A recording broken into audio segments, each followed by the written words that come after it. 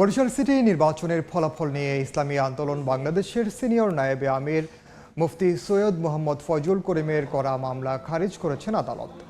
দুপুরে নির্বাচন ট্রাইব্যুনালের বিচারক সিনিয়র সহকারী জজ মোহাম্মদ হাসিবুল হাসান এ আদেশ দেন। বাদীপক্ষের আইনজীবীরা জানান, ঘটনার ৩০ দিন অতিবাহিত হওয়ায় মামলাটি গ্রহণের পর্যায়ে না থাকাসহ বিভিন্ন কারণ দেখিয়ে আদালত আবেদনটি খারিজ করেন। তবে এ বিষয়ে উচ্চ আদালতে যাওয়ার কথা জানিয়েছে বাদীপক্ষ। গত ১৭ এপ্রিল বরিশালের নির্বাচনী ট্রাইব্যুনালে সিটি নির্বাচনে ইসলামী আন্দোলন বাংলাদেশের প্রার্থী মুফতি সৈয়দ মোহাম্মদ ফয়জুল করিমকে মেয়র ঘোষণার আবেদন করা হয়।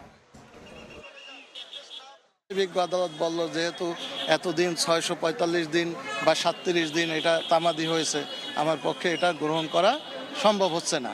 সুতরাং উনি গ্রহণযোগ্য শুনানিতেই উনি এটা খারিজ করে দিয়েছে এবং আমরা এখন আমাদের আপিলের ট্রাইব্যুনাল আছে, সেখানে আমরা আপিল করব।